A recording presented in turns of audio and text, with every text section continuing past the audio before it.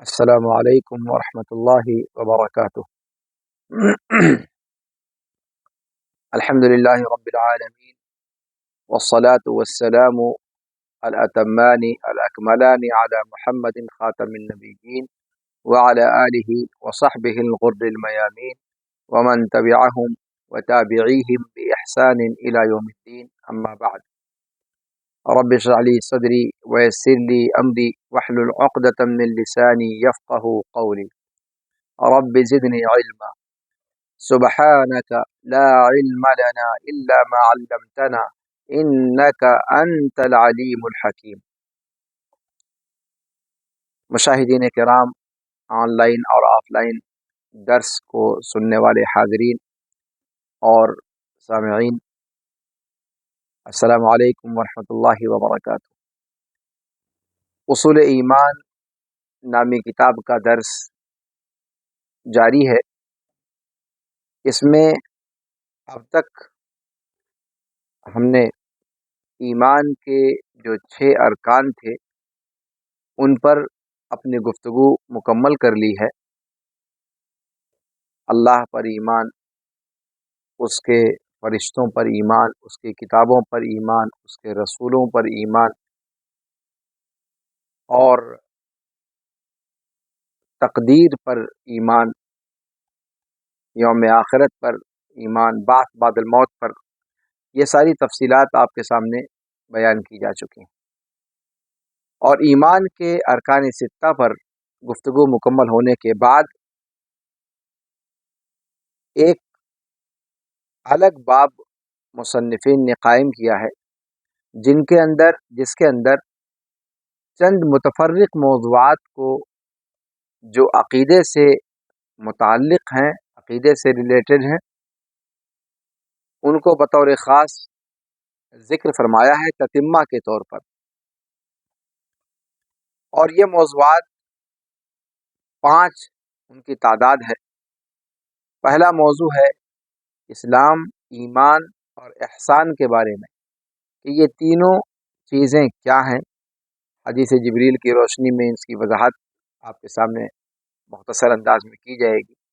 دوسرا موضوع ہے الولاء والبراء، دوستی اور دشمنی۔ دوستی اور دشمنی کا معیار کیا ہے شریعت میں، اور اس کا پیمانہ کیا ہے، اور قرآن و سنت کے اندر دوستی اور دشمنی کے حوالے سے جو باتیں آئی ہیں ان کا معنی اور ان کا مقتضا اور ان کے ضوابط کیا ہیں، اس پر گفتگو ہوگی۔ یہ دوسرا موضوع ہوگا۔ تیسرا موضوع ہے صحابہ کرام رضوان اللہ علیہم اجمعین کے حقوق اور ان سے متعلق جو امت کے لوگوں پر واجب ہے، ان حقوق کا یا ان ذمہ داریوں کا بیان۔ چوتھا موضوع ہے کہ مسلمانوں کے اوپر جو امام متعین ہوتے ہیں، جو حکمراں متعین ہوتے ہیں، جو اولو الامر ہوتے ہیں، ان کے تئیں رعایا کی ذمہ داری کیا ہے، عام لوگوں کی ذمہ داری کیا ہے، اس کو بیان کیا جائے گا۔ اور اس میں یہ چیز ذکر کی جائے گی کہ جو بھی حاکم وقت بن جائے، جو بھی اولو الامر ہو جائے، اس کی اطاعت اور فرما برداری ضروری ہے، اور مسلمانوں کی جماعت کو لازم پکڑنا ضروری ہے۔ یہ ساری چیزیں بھی عقیدے سے جڑی ہوئی ہیں، اس لیے یہ عقیدے کے تتمے کے طور پر ارکان 6 کے ذکر کرنے کے بعد مصنفین نے ان کو ذکر کیا ہے۔ اور پانچواں اور آخری موضوع جو اس باب میں، تیسرے باب میں ہم پڑھیں گے، وہ ہے وجوب الاعتصام بالکتاب والسنہ، یعنی قرآن و سنت کو مضبوطی سے تھامنے کا وجوب، یعنی اس کا ضروری ہونا، اور آپس میں تفرقہ بازی اور انتشار سے بچنا۔ تو اتحاد و اتفاق کو قائم رکھنا اور اختلاف و انتشار سے بچنا، یہ 5واں موضوع ہے۔ اور اس 5ویں موضوع کے ساتھ یہ کتاب ہماری انشاءاللہ اپنے اختتام کو پہنچے گی۔ اور جو ضروری عقائد کے متعلق عقیدے سے متعلق موضوعات ہیں ہم ان موضوعات کو اختصار کے ساتھ حاصل کر لیں گے انشاءاللہ العزیز۔ تو آئیے آج کے درس میں ان متفرق موضوعات میں سے سب سے پہلے موضوع پر چلتے ہیں اور اسلام، ایمان اور احسان کے حوالے سے مصنفین نے جو ذکر کیا ہے اسے پڑھتے ہیں۔ اسلام، ایمان اور احسان، جیسے کہ آپ دیکھ رہے ہیں کہ یہ تین الفاظ ہیں، تو تین الفاظ ہیں تو ان کو تین ٹاپک میں ہم ذیلی ٹاپک کے تحت ان تینوں کو الگ الگ دیکھیں گے۔ سب سے پہلے اسلام کو دیکھیں گے، پھر اسلام کے بعد ایمان کو دیکھیں گے، اور تیسرے نمبر پہ احسان کو دیکھیں گے، اور چوتھے نمبر پہ ان تینوں الفاظ کا آپس میں رشتہ کیا ہے اس پر گفتگو کریں گے۔ آج کے درس میں انشاءاللہ ہم اس موضوع کو سمیٹنے کی کوشش کریں گے۔ سب سے پہلا موضوع ہمارا، پہلے موضوع کا جو پہلا حصہ ہے وہ ہے اسلام۔ اسلام عربی زبان کا لفظ ہے۔ اسلام کا معنی ہوتا ہے انقیاد، استسلام اور خضوع، تابع فرمان ہو جانا، کسی کے سامنے سرنڈر کر دینا اور حکم کو مان لینا، پیروی کرنا، یہ اس کا لغوی معنی ہے۔ عرب کی زبان میں، عرب کی ڈکشنری میں اسلام کا معنی یہ ہے۔ شرعی اعتبار سے اگر دیکھا جائے تو اسلام کہا جاتا ہے اللہ رب العالمین کے لیے سرنڈر کر دینا، اس کی توحید کا اقرار کرتے ہوئے اس کے سامنے سرنگو ہو جانا، اس کی بندگی اور اطاعت کرتے ہوئے، اور شرک سے پاک رہتے ہوئے، اور مشرکین سے برات کا اظہار کرتے ہوئے۔ اللہ رب العالمین سورہ انعام آیت نمبر 162 اور 163 میں فرماتا ہے قل ان صلاتي ونسكي ومحياي ومماتي لله رب العالمین لا شریک له وبذلك امرت وانا اول المسلمین۔ اے نبی مکرم صلی اللہ علیہ وسلم، آپ فرما دیجئے کہ میری نماز، میری قربانیاں، میرا جینا، میرا مرنا سب اس اللہ کے لیے ہے جو سارے جہان کا پالنہار ہے، جس کا کوئی ساجھیدار نہیں، کوئی شریک نہیں، اور میں اسی کا حکم دیا گیا ہوں، اور میں سب سے پہلا فرما بردار ہوں، میں سب سے پہلا تابع فرمان ہوں۔ تو یہاں پر آپ دیکھیں کہ اسلام کا معنی استسلام کا بتلایا ہے، اللہ کے رسول صلی اللہ علیہ وسلم کو بتلایا گیا ہے، اللہ کے رسول صلی اللہ علیہ وسلم کو اس کا اقرار کروایا گیا ہے۔ اسی طریقے سے اللہ رب العالمین سورہ آل عمران آیت نمبر 85 میں فرماتا ہے کہ وَمَن يَبْتَغِ غَيْرَ الْإِسْلَامِ دِينًا فَلَن يُقْبَلَ مِنْهُ وَهُوَ فِي الْآخِرَةِ مِنَ الْخَاسِرِينَ،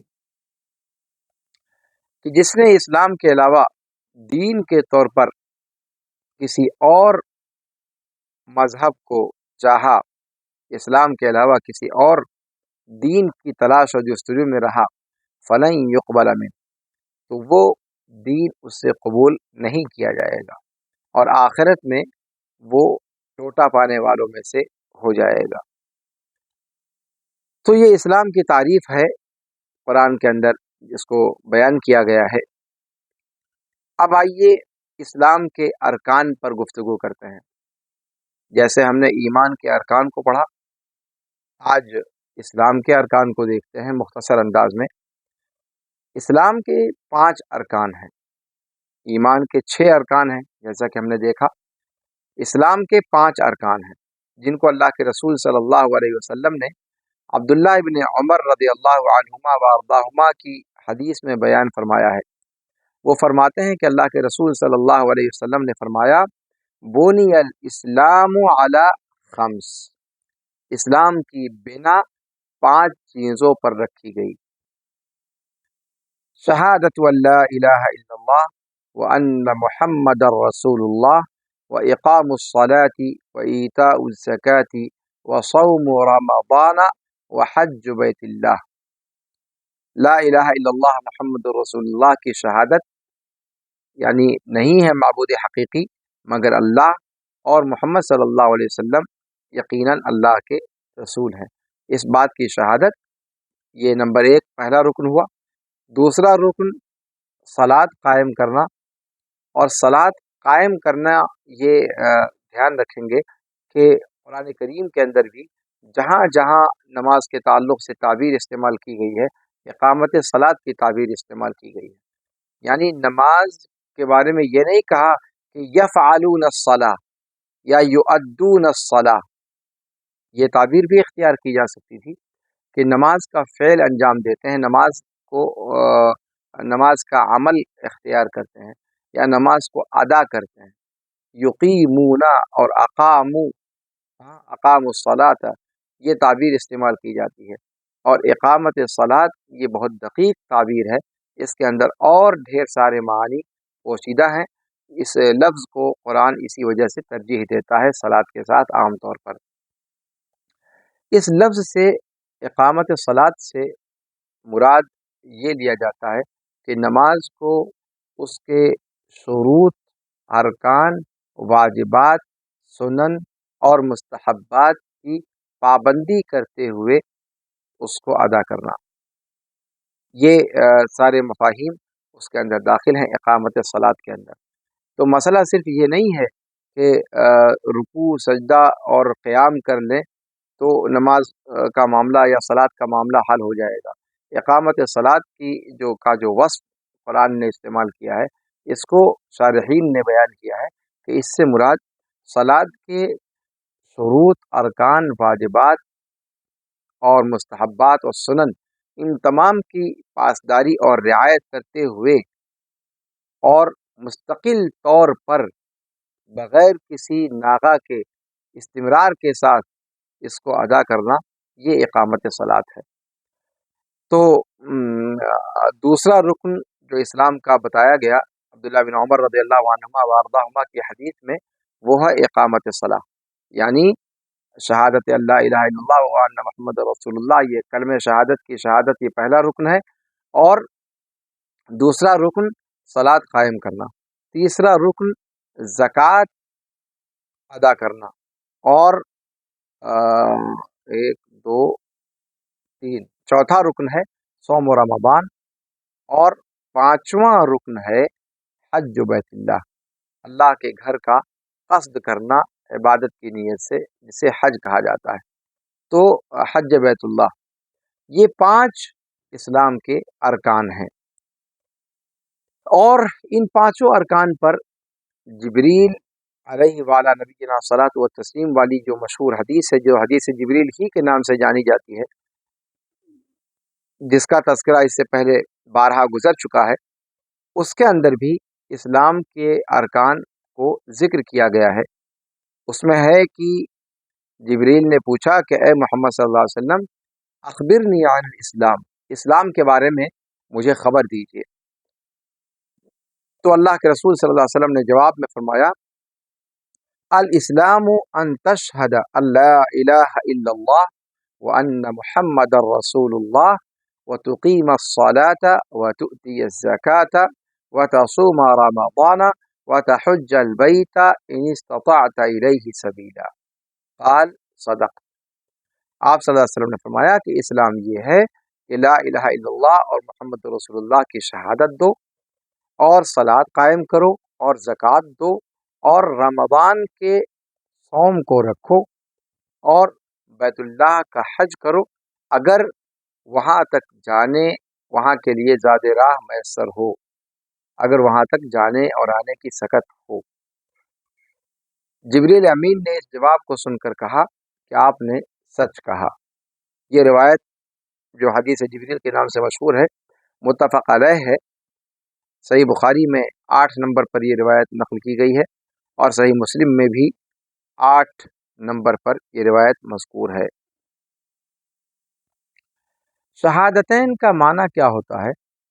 لا الہ الا اللہ کا معنی ہوتا ہے کہ لا معبود بحق الا اللہ، حقیقت میں قابل پرستش، قابل عبادت कोई भी ज़ात नहीं है सिवाय अल्लाह रब्बुल आलमीन के, हकीकत के एतबार से, वाक़े के एतबार से, सच्चाई के एतबार से। ये नहीं है माबूद बरहक मगर अल्लाह। और मुहम्मदुर रसूलुल्लाह की जो शहादत दी जाती है उसका माना होता है कि मैं इस बात की गवाही देता हूँ कि मोहम्मद अल्लाह के रसूल हैं। तो इसका मतलब क्या हुआ कि हम इस बात का इकरार करते हैं कि आप जो बातें बतलाएंगे उन बातों को हम तस्लीम करेंगे, जिन चीज़ों की खबर देंगे उन खबर दी हुई बातों की तस्दीक करेंगे, जिन चीज़ों से आपने मना फरमाया है और रोका है उससे रुक जाएंगे, और अल्लाह रब्बुल आलमीन की इबादत सिर्फ उस तरीक़े पर ही करेंगे जिस तरीक़े पर अल्लाह के रसूल सल्लल्लाहु अलैहि वसल्लम ने बतलाया है। यानी इस इबारत को अगर अरबी ज़बान में अदा किया जाए कि मोहम्मद रसूलुल्लाह का माना क्या है, तो मुख्तसर में इस तरीके से कहा जा सकता है कि ताअतुहु फीमा अमर व तस्दीक़ुहु फीमा अखबर वज्तिनाबु मा नहा अन्हु व ज़जर व अल्ला युअबदल्लाहु इल्ला बिमा शरा। ये चार चीज़ें हैं, और अगर इन चार में से कोई एक चीज़ मुतखल्लिफ होती है या एक चीज़ अगर उसमें से पीछे रह जाती है तो फिर मुहम्मदुर रसूलुल्लाह की शहादत का हक़ हमने अदा नहीं किया, उसके मफ़हूम को हमने नहीं समझा। तो मुहम्मदुर रसूलुल्लाह की शहादत का मतलब क्या है? ताअतुहु फीमा अमर, आप सल्लल्लाहु अलैहि वसल्लम की बात को मानना, आपके सामने सरे तस्लीम खम कर देना उन मामलात में जिनका आपने हुक्म दिया है, उन उमूर के सामने सरे तस्लीम खम कर देना, और आप सल्लल्लाहु अलैहि वसल्लम की बात मानते हुए और आपकी इताअत करते हुए उसे अमल में लाना। दूसरी चीज़ तस्दीक़ुहु फीमा अखबर, जो भी गैब की बातें आप सल्लल्लाहु अलैहि वसल्लम ने बतलाई, खाह वो कब्र के बारे में हो, कब्र की ज़िंदगी और बरज़ख हयात बरज़ख के बारे में हो, या फिर मौत के बाद की ज़िंदगी, या फिर दोबारा ज़िंदा किए जाने के बाद की ज़िंदगी, बास बादल मौत की हो, हश्र और नश्र की हो, जन्नत और जहन्नम की हो, फरिश्तों की हो, या किसी भी ऐसी ज़ात से मुताल्लिक़ हो जो हमारी नज़रों से ओझल है। तस्दीक़ुहु फ़ीमा अख़बर, जितनी बातें भी आप सल्लल्लाहु अलैहि वसल्लम ने गैब के ताल्लुक़ से बतलाई हैं या मुस्तक़बिल के ताल्लुक़ से ख़बर दी हैं, उनके मज़ामीन की तस्दीक़ करना, ये दूसरी चीज़। उनके अवामिर को बजा लाना, उनकी दी हुई खबर को मानना, उसकी तस्दीक करना, और आप सल्लल्लाहु अलैहि वसल्लम की मना करदा चीज़ों से फिलफौर रुक जाना। वज्तिनाबु मा नहा अन्हु व ज़जर, और चौथा और आखिरी जुमला जो इसकी शरह में कहा जाता है वो क्या, कि वो अल्ला युअबदल्लाहु इल्ला बिमा शरा, अल्लाह रब्बुल आलमीन की इबादत ना की जाए मगर उस तरीक़े पर जो उन्होंने मशरूअ करार दी। यानी अल्लाह के रसूल सल्लल्लाहु अलैहि वसल्लम ने जो तरीक़ा सिखलाया उसी तरीक़े को इबादत कहा जा सकता है। अपने मन घड़त खानासाज तरीक़े को अगर हम इबादत के नाम पर ईजाद करते हैं तो वो इबादत काबिल कबूल नहीं है। वला युअबदल्लाह इल्ला बिमा शरा, ये शहादतैन का माना है। ये इस्लाम के ताल्लुक़ से जो ज़रूरी तफ़सीलात थी वो आपके सामने पेश की गई। अब आइए इस पहले मौजू की दूसरी शिक़ की तरफ, ईमान की तरफ, कि ईमान क्या है। इस पर चूँकि बहुत तफ़सील से गुफ्तगू आपके सामने पहले रखी जा चुकी है, इसलिए यहाँ पर इख्तिसार के साथ उन पहलुओं को सिर्फ ज़िक्र करने की तरफ जाएंगे हम जो अभी तशना रह गए हैं। तो ये दूसरा मौजू है कि ईमान क्या है, ईमान के अरकान क्या है, और कबीरा गुनाह के इर्तिकाब करने वाले का हुक्म क्या है।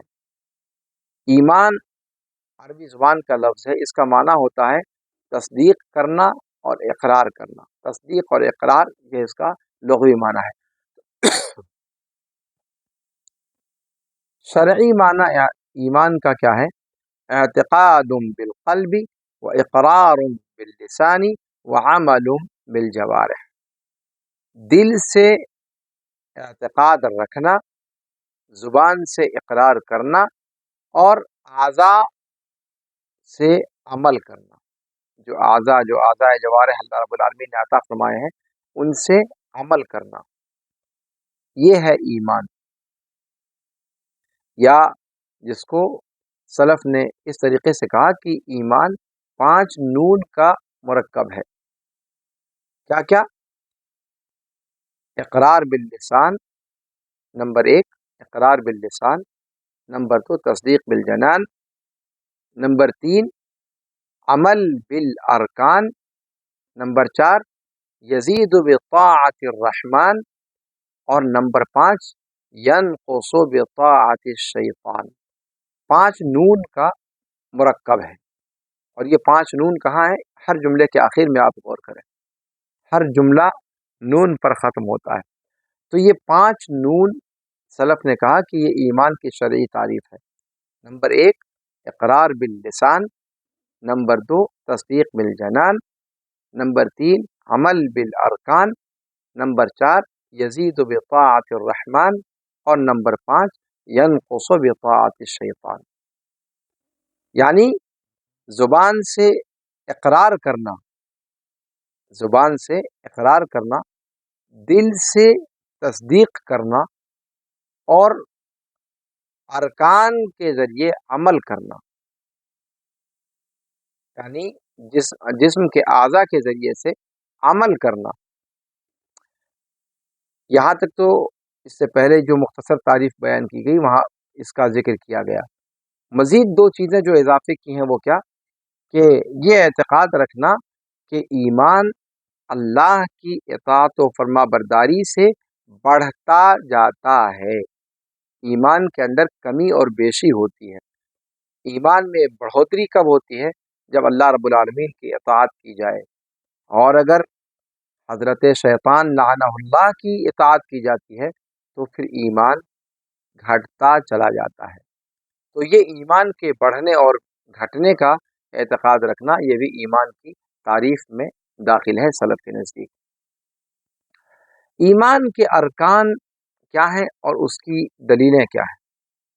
کہتے ہیں ایمان کے 6 ارکان ہیں جن پر اللہ رب العالمین کا قول سورہ بقرہ آیت نمبر 177 میں جس کی دلالت یا جس کی دلیل موجود ہے۔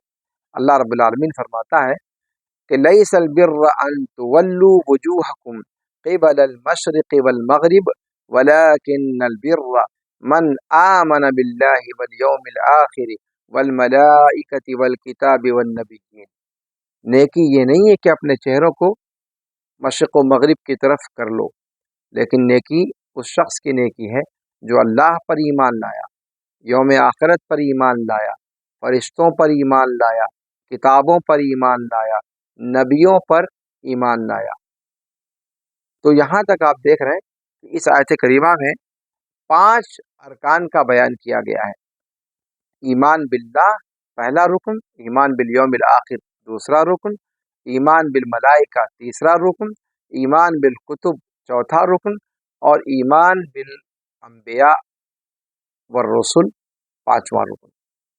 چھٹا رکن تقدیر کا باقی ہے جس کا ذکر قرآن کریم کی دوسری صورت میں کیا گیا ہے، سورہ قمر وغیرہ کے اندر، اور اس کے بارے میں تفصیل سے کل کے درس میں آپ کے سامنے بات رکھی گئی تھی۔ حدیث کے اندر کیا دلیل ہے اسلام کے ارکان کے حوالے سے؟ تو حدیث جبریل آپ کے سامنے پیش کی جا چکی ہے کہ جب انہوں نے اللہ کے رسول صلی اللہ علیہ وسلم سے اسلام کے بارے میں سوال کیا، ایمان کے بارے میں سوال کیا، تو آپ نے کہا، یہ حدیث جبریل ایمان بالملائکہ وغیرہ کے اندر گزر چکی ہے تفصیل کے ساتھ۔ تو جب اللہ کے رسول صلی اللہ علیہ وسلم نے جبریل امین سے ایمان کے بارے میں پوچھا تو جبریل نے جواب دیا کہ ایمان، اللہ کے رسول صلی اللہ علیہ وسلم نے جبریل کے سوال کے جواب میں کہا کہ ایمان یہ ہے کہ تم اللہ پر ایمان لاؤ، اور اس کے فرشتوں پر، اس کی کتابوں پر، اس کے رسولوں پر، یوم آخرت پر۔ اور چھٹی چیز جو آیت میں وہاں اوپر رہ گئی تھی، یہاں پر حدیث جبریل میں اس کا ذکر ہے صراحت کے ساتھ کہ وَتُؤْمِنَ بِالْقَدَرِ خَيْرِهِ وَشَرِّهِ، تقدیر پر ایمان لاؤ، اس کے خیر و شر سمیت۔ جبریل امین نے سن کر کہا صدقت، اے نبی صلی اللہ علیہ وسلم آپ نے سچ فرمایا۔ متفق علیہ روایت ہے، بخاری میں 50 نمبر اور صحیح مسلم میں 8 نمبر پر یہ روایت مذکور ہے۔ اب آئیے اس چیز کی طرف اشارہ کرتا ہوں جس کا اختصار کے ساتھ اس سے پہلے میں نے اشارہ کیا کہ ایمان میں کمی اور بیشی ہوتی ہے، ایمان میں زیادتی اور نقصان ہوتا ہے۔ قرآن و سنت کی اس بات پر دلالت موجود ہے کہ ایمان اطاعت و فرمانبرداری کے کام سے بڑھتا ہے اور معصیت اور نافرمانی اور گناہ کے کام سے گھٹتا ہے۔ قرآن کریم کے اندر اس کی دلیل ہے اللہ تعالیٰ کا قول سورہ محمد میں آیت نمبر 17 کہ وَالَّذِينَ اهْتَدَوْا زَادَهُمْ هُدًى وَآتَاهُمْ تَقْوَاهُمْ، جو ہدایت یافتہ ہو گئے ہم ان کی ہدایت میں اضافہ کرتے چلے جاتے ہیں۔ اللہ رب العالمین نے ان کی ہدایت کو مزید فزوں کر دیا، بڑھا دیا، اور ان کو ان کا تقوی عطا کر دیا۔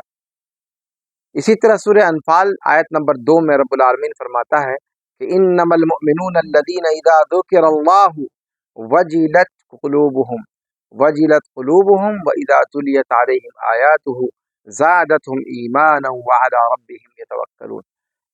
جزینیست مومن تو وہ لوگ ہیں کہ جب اللہ کا ان کے سامنے ذکر کیا جاتا ہے تو ان کے دل لرز اٹھتے ہیں، خوف زدہ ہو جاتے ہیں، اور جب ان پر اللہ کی نشانیوں کی تلاوت کی جاتی ہے، اللہ کی آیات کی تلاوت کی جاتی ہے تو ان کا ایمان فزوں ہو جاتا ہے، ان کا ایمان بڑھ جاتا ہے، ان کے ایمان میں بیشی ہو جاتی ہے، زیادتی ہو جاتی ہے، اور وہ صرف اپنے رب پر ہی بھروسہ کرتے ہیں۔ یہاں پر آپ دیکھیں واضح طور پر اللہ رب العالمین نے ایمان کے اندر اضافے کا تذکرہ فرمایا ہے کہ جب مومنوں کے سامنے جب اللہ رب العالمین کا ذکر اور اس کی آیات کی تلاوت کی جاتی ہے تو مومنین کے ایمان میں اضافہ ہو جاتا ہے۔ اسی طریقے سے سورہ فتح آیت نمبر 4 میں رب العالمین نے فرمایا کہ هو الذی انزل السکینۃ فی قلوب المؤمنین لیزدادوا ایمانا مع ایمانہم، کہ وہی وہ ذات ہے جس نے سکینہ کو اتارا مومنین کے دلوں میں تاکہ ان کا ایمان بڑھ جائے اپنے ایمان کے ساتھ۔ حدیث کے اندر اللہ کے رسول صلی اللہ علیہ وسلم کا قول ہے کہ یخرج من النار من کان فی قلبہ مثقال ذرۃ من ایمان، کہ جنت سے یا جہنم سے نکلے گا وہ شخص جس کے دل میں ذرہ برابر بھی ایمان ہے، یا یخرج من النار من کان فی قلبہ مثقال ذرۃ من ایمان، کہ جہنم سے نکال باہر کیا جائے گا وہ شخص جس کے دل میں ذرہ کے برابر بھی ایمان موجود ہے۔ یہ روایت متفق علیہ ہے، صحیح بخاری 7510 اور مسلم میں 193 نمبر پر یہ روایت موجود ہے۔ اسی طریقے سے اللہ کے رسول صلی اللہ علیہ وسلم نے فرمایا کہ ایمان کی 70 سے زائد شاخیں ہیں، جن میں سے سب سے بلند لا الہ الا اللہ ہے، اور جس میں سے سب سے نیچے تکلیف دہ چیز کو راستے سے ہٹا دینا ہے، اور حیا اور شرم یہ ایمان کی شاخوں میں سے ایک شاخ ہے۔ یہ روایت صحیح مسلم کتاب الایمان میں ذکر کی گئی ہے، حدیث کا نمبر ہے 57۔ اب آئیے مرتکب کبیرہ کا کیا حکم ہے، اس کو دیکھتے ہیں۔ بڑے گناہ کا ارتکاب کرنے والا کیا وہ مومن باقی رہتا ہے یا پھر ایمان کا حکم اس سے ساقط ہو جاتا ہے؟ کہتے ہیں کہ بڑے بڑے گناہ دو قسم پر ہیں، ان میں سے بعض گناہ وہ ہیں جو انسان کو کافر بنا دیتے ہیں، اور بعض گناہ وہ ہیں جو بڑے تو ہیں لیکن انسان کو کفر تک نہیں پہنچاتے، یعنی کافر نہیں بناتے۔ وہ گناہ جو انسان کو، وہ کبیرہ گناہ جو انسان کو کافر بنا دیتا ہے، وہ ہے اللہ رب العالمین کے ساتھ شرک کرنا، اس لیے کہ یہ سب سے عظیم گناہ ہے، سب سے بڑا گناہ ہے جس کے ذریعے اللہ رب العالمین کی نافرمانی کی گئی۔ اور اعتقاد کے اندر جو نفاق ہوتا ہے اور اللہ اس کے رسول کو برا بھلا کہنا، یہ ساری کی ساری چیزیں یہ اس کبیرہ گناہ کے قبیل سے ہیں جو انسان کو کافر بنا دیتے ہیں۔ یعنی اللہ رب العالمین کے ساتھ شرک یا عقیدے کا نفاق یا اللہ اس کے رسول کو برا بھلا کہنا، یہ ساری کی ساری چیزیں انسان کو اسلام کے دائرے سے نکال کر کفر کے دائرے میں پہنچا دیتی ہیں۔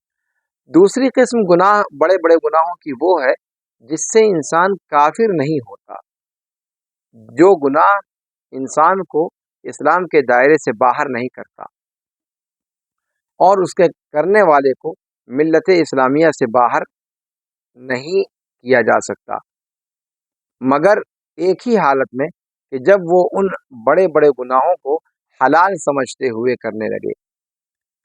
اور یہاں یہ دوسری قسم جو ہے، یہاں پر بڑے گناہ سے مراد وہ سارے گناہ ہیں جو کفر سے کمتر ہیں، جو کفر سے کمتر ہیں، جس کا ذکر اس سے پہلے گزرا ہے۔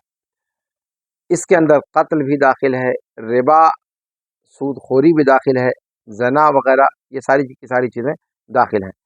تو یہ جو گناہ ہیں یہ کبیرہ گناہوں میں سے ہیں، لیکن یہ گناہ کرنے والے کو اسلام کے دائرے سے خارج نہیں کرتے۔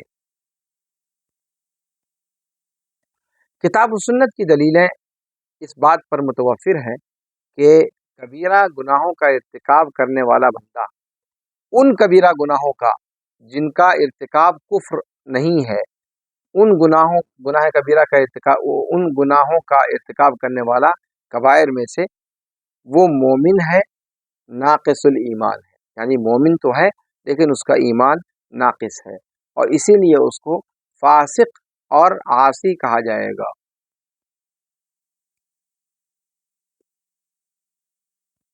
آخرت میں اس کا حکم یہ ہے کہ وہ اللہ رب العالمین کی مشیت کے تحت ہے، اگر اللہ تعالیٰ چاہے گا تو اس کی مغفرت فرما دے گا اپنی رحمت سے، اور اگر چاہے گا تو اپنے عدل کے مطابق اس کو عذاب میں مبتلا کرے گا۔ لیکن عذاب میں مبتلا اگر کیا بھی گیا تب بھی وہ جہنم میں ہمیشہ نہیں رکھا جائے گا، بلکہ اس کا ٹھکانہ جنت کی طرف ہوگا۔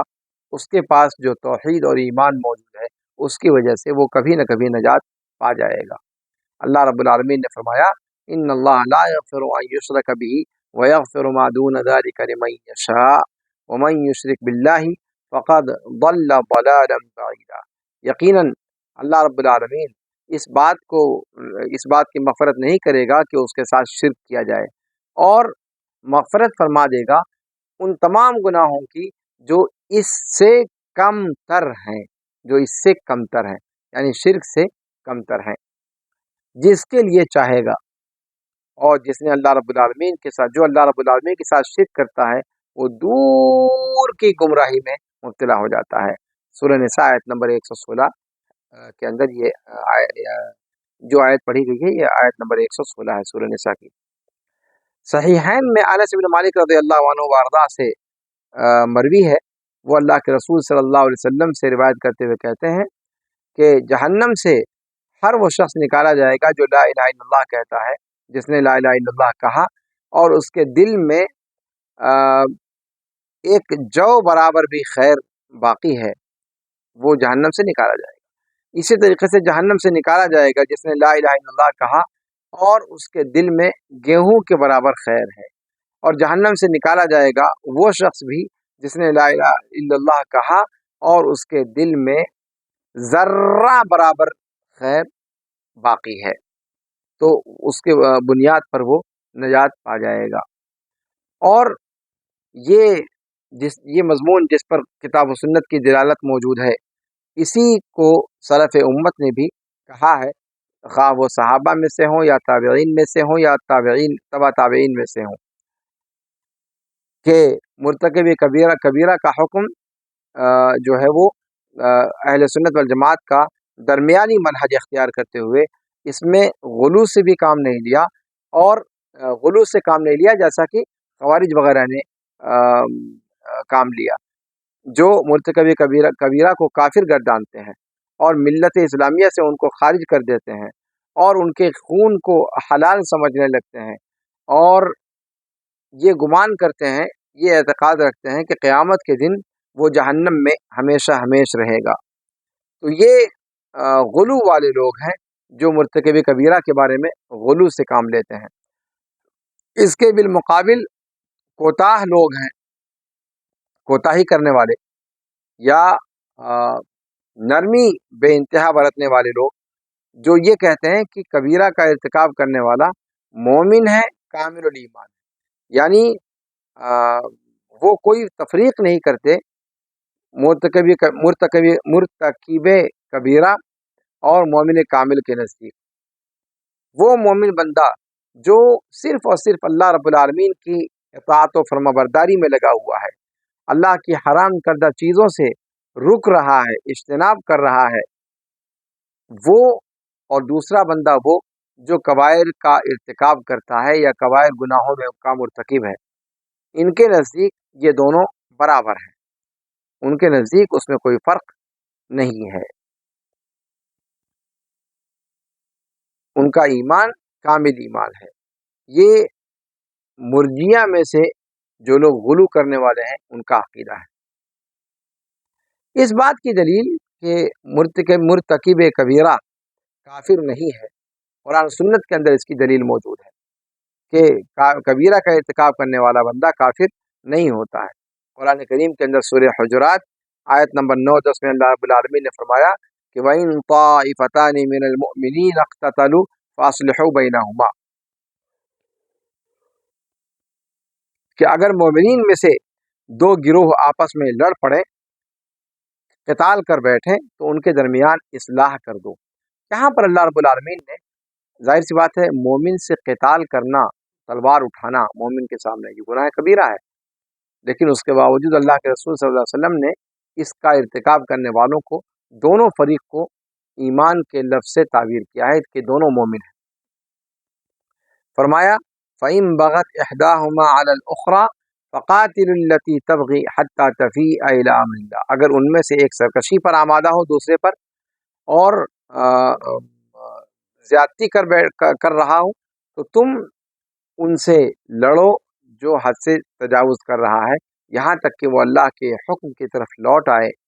اگر وہ لوٹ آئے تو پھر ان دونوں کے درمیان عدل و انصاف کے ساتھ اصلاح کر دو اور انصاف برتتے رہو، یقیناً اللہ رب العالمین انصاف کرنے والوں کو پسند فرماتا ہے۔ سارے کے سارے اہل ایمان بھائی بھائی ہیں، تو اپنے دونوں بھائیوں کے درمیان صلح کروا دو اور اللہ کا تقوی اختیار کرتے رہو، شاید کہ تم پر رحم کیا جائے۔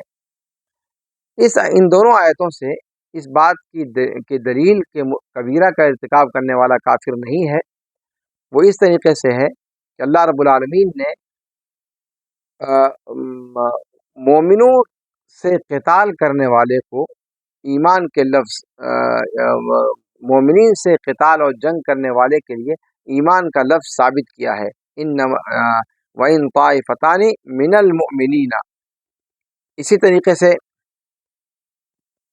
بعض گروہوں میں سے جو باغی ہے، بعض پر بغاوت کے طور پر کھڑا ہوا ہے اور یہ کبائر میں سے ہے، لیکن اس کے باوجود اللہ رب العالمین نے ان کو بھائی بھائی بنایا اور مومنین کو حکم دیا کہ وہ اصلاح کا کام کرتے رہیں اپنے بھائیوں کے درمیان، وہ بھائی جو ان کے ایمان میں بھائی ہیں۔ اس کا مطلب یہ ایمان کی جو اخوت ہے وہ کبیرہ کا ارتکاب کرنے کی وجہ سے ساقط نہیں ہوگی، بلکہ وہ ایمان میں باقی رہے گا۔ اسی طریقے سے حدیث میں اس روایت میں جس کو امام مسلم رحمہ اللہ نے ابو سعید خدری رضی اللہ عنہ وارضہ سے روایت کیا ہے کہ اللہ کے رسول صلی اللہ علیہ وسلم نے فرمایا کہ جنتی جنت میں داخل ہو جائیں گے، اللہ رب العالمین جسے چاہے گا اپنی رحمت سے داخل کرے گا، اور جہنم والے جہنم میں داخل ہو جائیں گے۔ پھر اللہ رب العالمین فرمائے گا کہ دیکھو جس کے دل میں ایک رائی کے دانے کے برابر بھی ایمان اگر ہو تو اس کو نکال باہر کرو۔ اس حدیث سے دلالت کیسے اس سے دلیل پکڑی گئی کہ کبیرہ کا ارتکاب کرنے والا وہ کافر نہیں ہے۔ اس سے دلیل ایسے ملی کہ ایسا آدمی جو کبائر کا مرتکب ہے وہ جہنم میں ہمیشہ ہمیش نہیں رہے گا، بلکہ وہ جہنم سے نکالا جائے گا، جیسا کہ حدیث میں آیا کہ جہنم سے وہ بندہ بھی نکالا جائے گا جس کے دل میں ادنا ترین ایمان موجود ہے۔ جیسا کہ حدیث اہل ایمان کے تفاوت پر دلالت کرتی ہے، ان کے اعمال کے اعتبار سے، جیسا ان کا عمل ہوگا اس کے اعتبار سے ان کے ایمان کا معاملہ ہوگا۔ اور پھر یہ کہ ایمان گھٹتا اور بڑھتا ہے اس اعتبار سے کہ مومن کس حد تک اطاعت و فرما برداری کا کام کرتا ہے، حرام کردہ چیزوں سے کس حد تک رکتا ہے۔ تو جتنا زیادہ وہ حرام سے رکے گا اور اطاعت و فرما برداری کے کام کرے گا، اس کے ایمان میں بڑھوتری ہوتی جائے گی اور اس کا ایمان قوی اور مضبوط ہوتا جائے گا اور بڑھتا جائے گا۔ لیکن اس کے برخلاف اگر وہ حرام کاموں کا ارتکاب کرتا ہے تو اس کے ایمان میں کمزوری آتی چلی جائے گی۔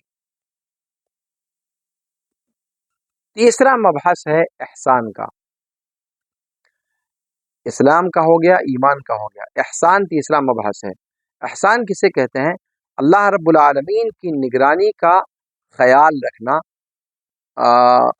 خفیہ طور پر بھی اور علنی طور پر بھی۔ ایسی ذات کی نگرانی کی طرح سے تصور کرے کہ جس سے وہ محبت کرتا ہے اور جس سے ڈرتا ہے، جس کے ثواب کی امید کرتا ہے اور جس کے عذاب سے ڈرتا ہے، اور فرائض کی محافظت کر کے، نوافل کا اہتمام کر کے، اللہ کی حرام کردہ اور مکروہ کردہ چیزوں سے اجتناب برت کر۔ اور یہ محسنین یہی سابقون بالخیرات ہیں جو نیکی کے کاموں میں سبقت کرنے والے ہیں اور جو اعمال کی فضیلتوں میں ایک دوسرے پر سبقت کرنے والے ہیں۔ یہ احسان کا معنی ہے۔ اس کی دلیل قرآن کریم کے اندر اللہ رب العالمین کا قول ہے سورہ نحل آیت نمبر 128 میں کہ ان اللہ مع الذین اتقوا والذین هم محسنون، یقیناً اللہ ان کے ساتھ ہے جو تقوی شعار ہیں اور ان لوگوں کے ساتھ ہیں جو محسنین ہیں، جو احسان کے ساتھ اپنے اعمال انجام دینے والے ہیں۔ حدیث میں احسان کے بارے میں جو تفصیل آئی ہے وہ حدیث جبریل کے اندر آئی ہے۔ انہوں نے یعنی جبریل امین نے اللہ کے رسول صلی اللہ علیہ وسلم سے سوال کیا کہ مجھے احسان کے بارے میں بتلائیے، تو آپ صلی اللہ علیہ وسلم نے فرمایا کہ تم اللہ کی عبادت اس طریقے سے کرو گویا کہ تم اسے دیکھ رہے ہو، اور اگر تم اسے نہیں دیکھ سکتے تو پھر یہ سمجھو کہ وہ تمہیں دیکھ رہا ہے۔ اس کی تقریر اس سے پہلے گزر چکی ہے۔ اب آئیے یہ دیکھتے ہیں کہ اسلام، ایمان اور احسان کے درمیان رشتہ کیا ہے۔ اسلام، ایمان اور احسان کے درمیان رشتہ کیا ہے؟ حدیث جبریل کے اندر جیسا کہ آپ نے دیکھا، اسلام، ایمان اور احسان ان تینوں کا ذکر آیا ہے، اور یہ حدیث جبریل امین بطور خاص آپ صلی اللہ علیہ وسلم کے پاس تشریف لائے اور سوال کی شکل میں آپ صلی اللہ علیہ وسلم کے سامنے ان موضوعات کو رکھا تاکہ آپ صلی اللہ علیہ وسلم لوگوں کے سامنے جواب دیں، صحابہ کرام کے سامنے میں جواب دیں، اور مقصد جبریل کا یہ تھا کہ وہ لوگوں کو دین سکھلائیں، اس طریقے سے سوال جواب کا راستہ اختیار کر کے۔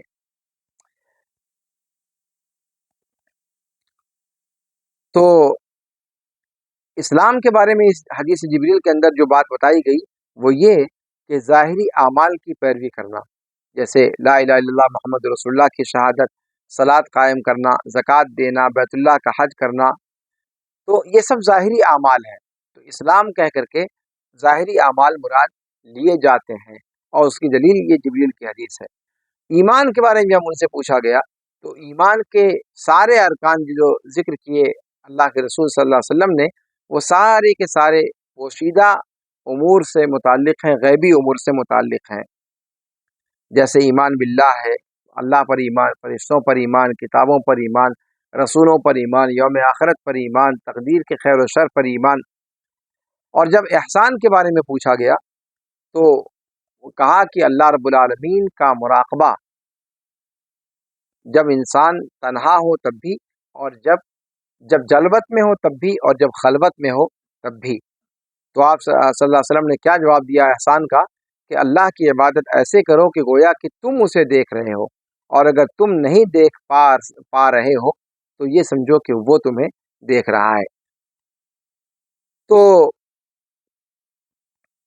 جب اسلام، ایمان اور احسان تینوں ایک ساتھ ذکر کیے جائیں تو تینوں کا الگ الگ معنی ہوگا، الگ الگ یعنی خاص معنی ہوگا تینوں کا اپنے اپنے اعتبار سے۔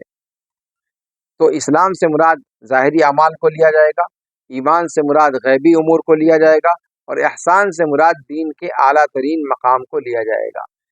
لیکن جب اسلام الگ ذکر کیا جائے تو اس کے اندر ایمان داخل ہوگا، اور جب ایمان اکیلے بولا جائے تو اس میں اسلام داخل ہوگا، اور جب احسان اکیلے بولا جائے تو اس کے اندر اسلام اور ایمان دونوں ہی داخل ہوں گے۔ تو یہ اسلام، ایمان اور احسان کے بارے میں مختصراً آپ کے سامنے بات بیان کی گئی۔ کل کے درس میں انشاءاللہ ولا اور برا پر گفتگو ہوگی۔ اللہ رب العالمین سے دعا ہے کہ اللہ رب العالمین جو باتیں بتائی جاتی ہیں ان کو صحیح طریقے سے سمجھنے اور ان کے مطابق اپنا عمل بنانے کی اللہ رب العالمین ہمیں توفیق دے۔ جب تک زندہ رکھے سلف کے عقیدے پر کتاب و سنت کا شیدائی بنا کر کے زندہ رکھے، اور جب ہمارا خاتمہ ہو تو اللہ رب العالمین ہمارا حشر انبیاء، صدیقین، شہداء اور صالحین کے ساتھ فرمائے۔ ھذا وصلی اللہ وسلم علی نبینا محمد وعلی آلہ وصحبہ اجمعین۔ سبحانک اللہم وبحمدک، اشہد ان لا الہ الا انت، استغفرک واتوب الیک۔ والسلام علیکم ورحمۃ اللہ تعالی وبرکاتہ۔